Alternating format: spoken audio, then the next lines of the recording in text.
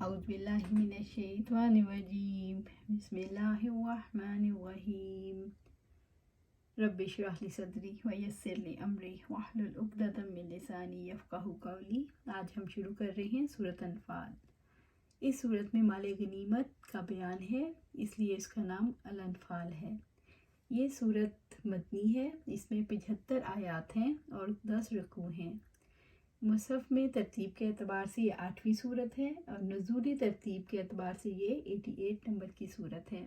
یہ سورت غزوہ بدر کے بعد نازل ہوئی، جو کہ تاریخ اسلام کا ابتدائی غزوہ ہے۔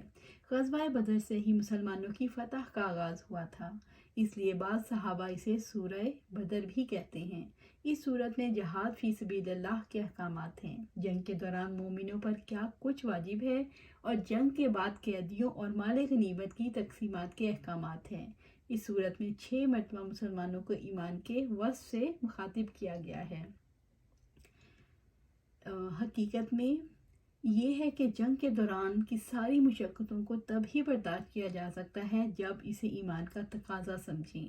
صبر و ثبات بھی تب ہی ممکن ہے، اور فتح و نصرت بھی کثرت تعداد کی وجہ سے نہیں، ایمان ہی کی وجہ سے نصیب ہوتی ہے۔ پہلی ندا میں مارکے سے بھاگنے سے ڈرایا گیا، یا ایھا الذین آمنوا اذا لقیتم الذین۔ دوسری ندا میں سماع و اطاعت کا حکم دیا گیا، یا ایھا الذین آمنوا اطیعوا اللہ ورسولہ۔ تیسری ندا میں یہ واضح کیا گیا کہ جس کی طرف رسول بلاتے ہیں اسی میں ان کی دنیا اور آخرت کی زندگی، عزت اور سعادت ہے، یا ایھا الذین آمنوا استجیبوا للہ ولرسولہ۔ چوتھی ندا میں رب العزت نے واضح فرمایا کہ امت کا راز دشمنوں تک پہنچانا اللہ تعالیٰ سے، اس کے رسول سے اور امت سے خیانت ہے، یا ایھا الذین آمنوا لا تخونوا اللہ ورسولہ۔ پانچویں ندا میں رب العزت نے تقوی اختیار کرنے کے لیے اس کے ثمرات سامنے رکھے۔ حقیقت یہ ہے کہ تقوی ساری بھلائیوں کی بنیاد ہے، اور تقوی کے عظیم ثمرات میں سے یہ ہے کہ یہ نور ربانی ہے جو بندہ مومن کے دل پر ڈالا جاتا ہے، جس سے ہدایت اور گمراہی میں فرق آ جاتا ہے۔ یا ایھا الذین آمنوا ان تتقوا اللہ یجعل لکم فرقانا۔ چھٹی ندا میں عزت کا راستہ اور فتح و نصرت کی بنیاد کو واضح کیا گیا، اور وہ ہے دشمنوں کی مڑ بھیڑ کے وقت ان کے سامنے صبر و ثبات کے ساتھ اللہ تعالیٰ کی عظمت کو دل میں حاضر رکھنا، جس کی کوئی انتہا نہیں، اور اس کی قوت کو جو کبھی مغلوب ہونے والی نہیں، اور اس کی مدد کا سہارا لینا، یہی ثبات کے لیے مددگار ہے۔ اور وہ ہے اللہ تعالیٰ کا ذکر، جس کے بارے میں فرمایا، یا ایھا الذین آمنوا اذا لقیتم فئۃ۔ اے لوگو جو ایمان لائے ہو، جب تم مد مقابل ہو۔ اس سورت کا اختتام مومنوں کے درمیان ولایت کاملہ پر ہو رہا ہے، خواہ وہ کسی علاقے اور کسی نسل سے تعلق رکھتے ہوں، وہ امت واحدہ ہیں، اور ان پر لازم ہے کہ وہ دین کی نصرت کے لیے کام کرنے والوں کی مدد کریں، اس لیے کہ ملت کفر بھی ایک ہے۔ اگر مسلمان مدد نہیں کریں گے تو آپس میں بہت بڑا فساد ہوگا۔ بسم اللہ الرحمن الرحیم۔ یسألونک عن الانفال قل الانفال للہ والرسول فاتقوا اللہ واصلحوا ذات بینکم واطیعوا اللہ ورسولہ ان کنتم مؤمنین۔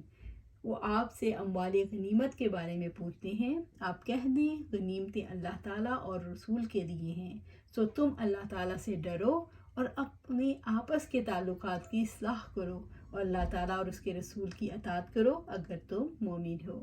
سورۃ الانفال آیا 1۔ اس آیت کا نزول دیکھتے ہیں۔ سعد رضی اللہ تعالیٰ عنہ سے روایت ہے کہ میں بدر کے روز تلوار لے کر آیا اور عرض کیا کہ یا رسول اللہ صلی اللہ علیہ وآلہ وسلم، اللہ تعالیٰ نے میرے سینے کو مشرکین سے محفوظ رکھا ہے، یہ تلوار مجھے ہبہ کر دیں۔ تو آپ صلی اللہ علیہ وآلہ وسلم نے فرمایا، نہ میری ہے اور نہ تمہاری۔ مجھ کو رنج ہوا، میں نے دل میں کہا کہ مجھ ہی کو ملے گی۔ چنانچہ رسول اللہ صلی اللہ علیہ وآلہ وسلم میرے پاس تشریف لائے اور فرمایا، تم نے مجھ سے تلوار مانگی تھی، وہ اس وقت میری نہ تھی، اور اب وہ میری ہے، میں تمہیں دیتا ہوں۔ فرماتے ہیں پھر یہ آیت نازل ہوئی۔ یسألونک عن الانفال، انفال سے مراد غنائم ہیں، یعنی جنگ میں ہاتھ آنے والا مال۔ اللہ تعالیٰ نے کافروں کے مال سے امت مسلمہ کے لیے مال غنیمت حلال کیا ہے، پہلی امتوں کے لیے غنائم حلال نہیں تھے۔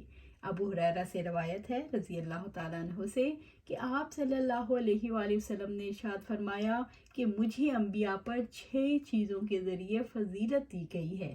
ایک یہ کہ مجھے جوام القلم عطا کیا گیا، جو الفاظ مختصر ہوں اور بہت سے معنی پر دلالت کرتے ہوں انہیں جوام القلم کہتے ہیں۔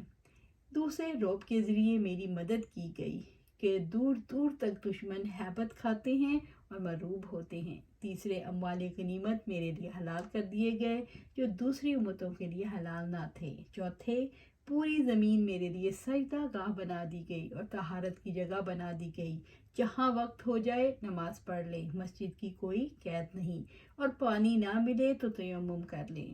پانچویں، میں ساری مخلوق کی طرف رسول بنا کر بھیجا گیا۔ آپ صلی اللہ علیہ وآلہ وسلم نے پہلے انبیاء کرام علیہ السلام اپنی اپنی قوم کی طرف مبعوث ہوتے تھے۔ چھٹے، میرے آنے پر نبیوں کی آمد ختم کر دی گئی۔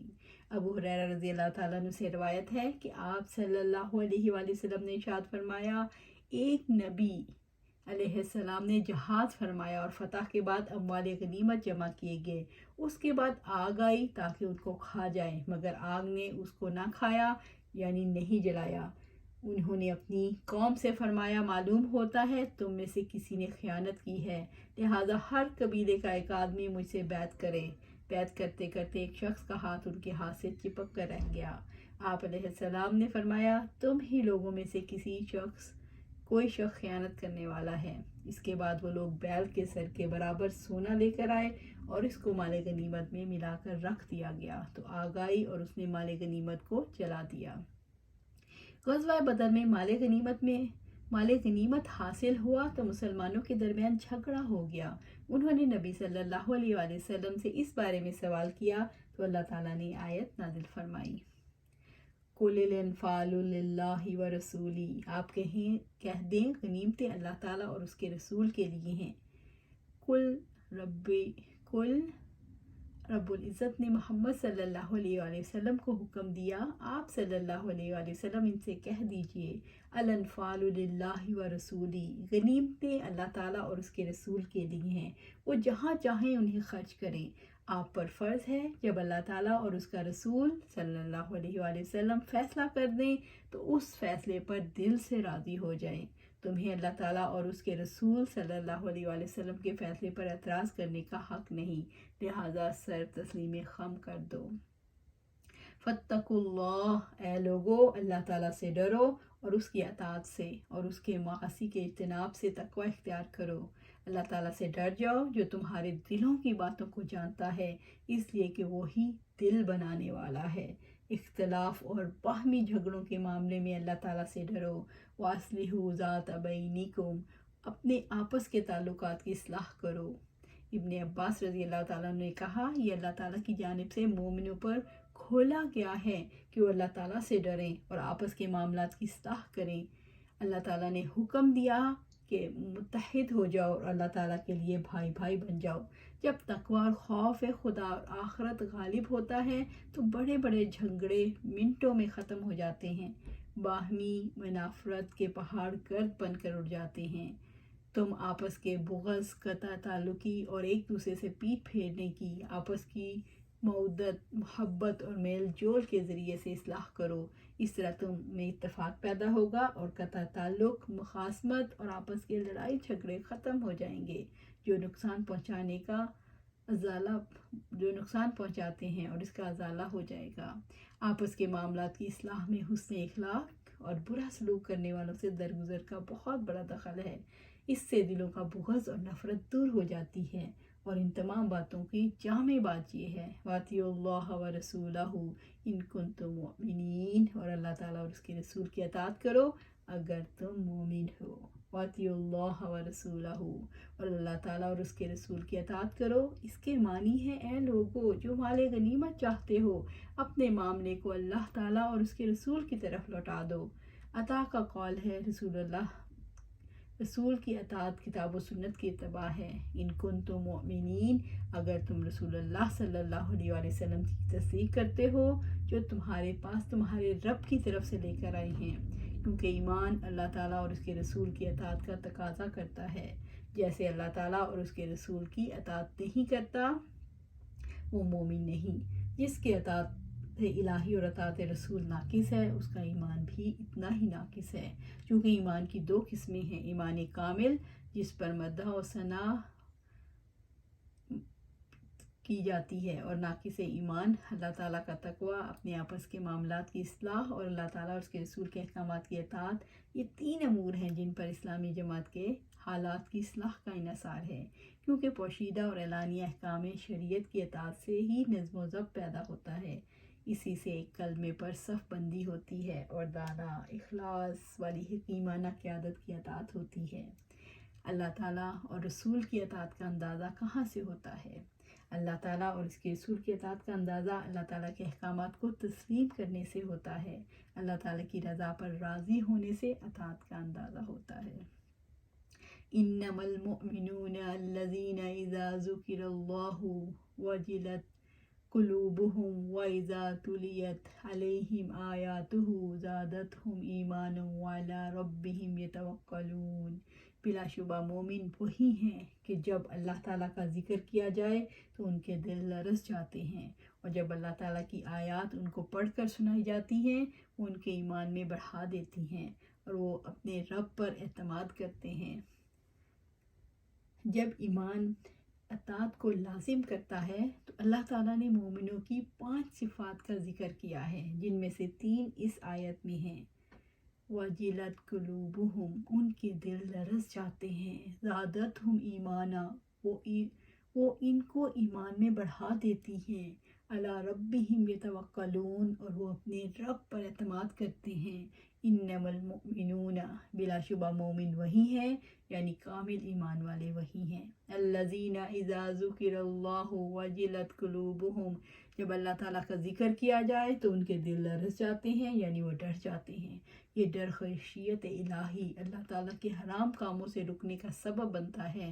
خوف الہی گناہوں سے بچنے کا سب سے بڑا ذریعہ ہے اور علامت بھی۔ رب العزت نے فرمایا وَبَشِّرِ الْمُخْبِتِينَ الَّذِينَ إِذَا ذُكِرَ اللَّهُ وَجِلَتْ قُلُوبُهُمْ، اور آپ عاجزی اختیار کرنے والوں کو خوشخبری دے دیں، وہ لوگ کہ جب اللہ تعالیٰ کا ذکر کیا جاتا ہے تو ان کے دل کانپ اٹھتے ہیں۔ سورۃ حج آیات 34 اور 35، 34 and 35۔ وجل کا مطلب یوں سمجھو جیسے کسی کو پھنسیاں نکلتی ہیں تو جلن ہوتی ہے، کیا تم اس حالت میں کپ کپی محسوس نہیں کرتے؟ کہا ہاں ایسا ہی ہوتا ہے۔ فرمایا جب تم ایسی حالت کو پاؤ تو اللہ تعالیٰ کو پکارو، دعا کے نتیجے میں یہ حالت چلی جاتی ہے۔ وجل کی حالت میں دل میں بے قراری پیدا ہوتی ہے، ذکر اور دعا ایسی حالت میں سکون دیتا ہے۔ ان کے دل اللہ تعالیٰ کی توحید کی معرفت سے، اس کے وعدوں اور وعیدوں سے مطمئن ہوتے ہیں، اس کے اوامر و نواہی کے بجا لانے کا وقت دل کا ڈر جانا، واجبات میں تقصیر کا خوف ہونا، نافرمانی کے اقدام کا خوف ہونا اور مستقبل میں حالات کے بدل جانے کا خوف ہونا۔ اللہ تعالیٰ کا کامل خوف اسے ہوتا ہے جب اللہ تعالیٰ کو یاد کرتا ہے تو اس کے دل ڈر جاتے ہیں، اور اللہ تعالیٰ کی عظمت اور اس کے جلال کو محسوس کرتے ہیں اور اس کے وعدوں اور وعیدوں کو یاد کرتے ہیں، اس سے پورا خوف رکھتے ہیں۔ جب کوئی مومن کسی حکم کے بارے میں اللہ تعالیٰ کو یاد کرتا ہے تو اس کے دل میں کیا کیفیت ہوتی ہے؟ مومن کے دل پر اللہ تعالیٰ کا رعب طاری ہو جاتا ہے، اس پر اللہ تعالیٰ کے خوف سے لرزہ طاری ہو جاتا ہے۔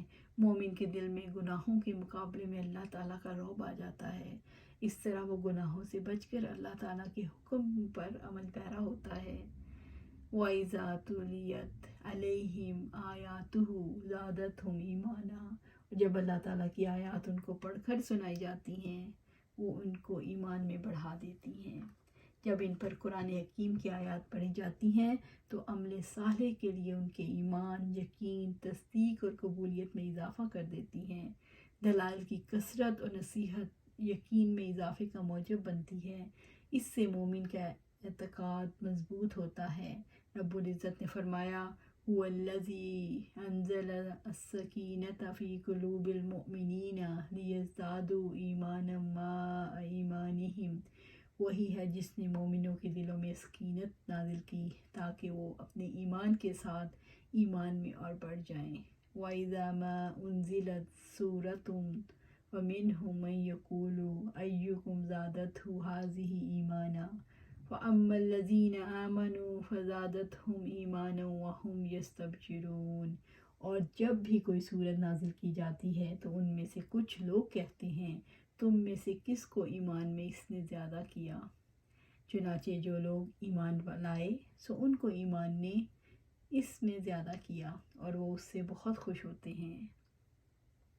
زادتہم ایمانہ سے مراد خشیت ہے۔ والذین اہتدوا زادہم ہدی وآتاہم تقواہم، اور جن لوگوں نے ہدایت قبول کی اس نے ان کو ہدایت میں بڑھا دیا اور انہیں ان کا تقوی عطا کیا۔ سورۃ محمد آیہ 17 صلی اللہ علیہ وآلہ وسلم۔ اس کی وجہ یہ ہے کہ وہ آیات الہی کو حضور قلب کے ساتھ غور سے سنتے ہیں، ان میں غور و فکر کریں جس سے ان کے ایمان میں اضافہ ہو، کیونکہ تدبر اعمال قلوب میں شمار ہوتا ہے۔ نیز ان کے لیے معنی کی بھی توضیح ہو جاتی ہے جن سے وہ لا علم ہیں، اور ان کو ان امور کی یاد دہانی ہوتی ہے جن کو وہ فراموش کر چکے ہوتے ہیں، یا ان کے دلوں میں نیکیوں کی رغبت پیدا ہوتی ہے اور اپنے رب کریم کے حصول کا شوق پیدا ہوتا ہے، یا ان کے دل میں عذاب سے خوف اور معاصی سے ڈر پیدا ہوتا ہے، اور ان تمام امور سے ایمان بڑھتا ہے۔ اس آیت میں اس بات کی دلیل ہے کہ ایمان گھٹتا بھی ہے اور بڑھتا بھی۔ اعمال صالح سے ایمان بڑھتا ہے اور اعمال سیئات سے ایمان گھٹتا ہے۔ جب اللہ تعالیٰ کی آیت پڑھی جاتی ہیں تو مومن کی کیا کیفیت ہوتی ہے؟ اللہ تعالیٰ کی آیت میں وہ نکات ہیں جو مومن کے ایمان میں اضافہ کرتے ہیں۔ اللہ تعالیٰ کی آیت سے اطمینان نصیب ہوتا ہے، اور یہ اطمینان مجرد ایمان سے قوی ہوتا ہے، جیسا کہ ابراہیم علیہ السلام نے فرمایا قَالَ أَوَلَمْ تُؤْمِنْ قَالَ بَلَىٰ وَلَكِنْ لِيَطْمَئِنَّ قَلْبِي۔ اللہ تعالیٰ نے فرمایا اور کیا تو یقین نہیں رکھتا؟ تو انہوں نے کہا کیوں نہیں، لیکن اس لیے کہ میرا دل مطمئن ہو جائے۔ سورۃ بقرہ آیہ 260۔ گناہ کے اثر کی وجہ سے دل پر پردہ آ جاتا ہے، اللہ تعالیٰ کی آیات کی وجہ سے یہ پردہ اٹھ جاتا ہے تو دل قرآن حکیم کی مٹھاس محسوس کرتا ہے۔ اس طرح قرآن کے اثرات ایمان میں اضافہ کرتے ہیں۔ وَعَلَىٰ رَبِّهِمْ يَتَوَكَّلُونَ، اور وہ اپنے رب پر اعتماد کرتے ہیں۔ وَعَلَىٰ رَبِّهِمْ، اپنے خالق مالک اور آقا پر یتوکلون، وہ اعتماد کرتے ہیں، یعنی اپنے دینی اور دنیاوی نقصانات کو دور کرنے اور اپنے مصالح کے حصول کے لیے اپنے دلوں میں رب پر اعتماد کرتے ہیں۔ انہیں پورا یقین ہوتا ہے کہ اللہ تعالیٰ ان کا کام ضرور کر دے گا۔ توکل اللہ، اللہ تعالیٰ پر اعتماد، اس پر یقین اور اس کو اپنے معاملات سپرد کرنے کا نام ہے۔ جو لوگ اپنے رب پر توکل کرتے ہیں، اسی کی طرف پناہ پکڑتے ہیں، اسی کے سوا کسی سے امید نہیں رکھتے، اس کے سوا کسی کا ارادہ نہیں کرتے، نہ کسی سے اپنی ضروریات طلب کرتے ہیں۔ یہ تب ہوتا ہے جب وہ اسباب اختیار کرتے ہیں، پھر وہ اپنا معاملہ اللہ کے سپرد کر دیتے ہیں اور یقین رکھتے ہیں کہ سارا معاملہ اللہ تعالیٰ کے ہاتھ میں ہے۔ توکل نصف ایمان ہے۔ ابن عباس رضی اللہ تعالیٰ عنہ کا قول ہے وہ غیر اللہ سے امید نہیں رکھتے۔ توکل انسان کو عمل پر آمادہ کرتا ہے۔ توکل کے بغیر اعمال وجود میں آتے ہیں نہ تکمیل پا سکتے ہیں۔ تو اس کا مطلب ہے توکل کا ہونا ضروری ہے، جو ایمان کو اور عمل کے لیے بہت ضروری ہے۔ تو اللہ سبحانہ تعالیٰ سے دعا ہے ہمیں اپنے آپ کو متقی بنانے کی پوری کوشش کریں، اور اللہ سبحانہ تعالیٰ سے دعا ہے کہ ہمیں قرآن و سنت پر عمل کرنے کی توفیق عطا فرمائے اور اس پر ہمیں جما دے۔ آمین یا رب العالمین۔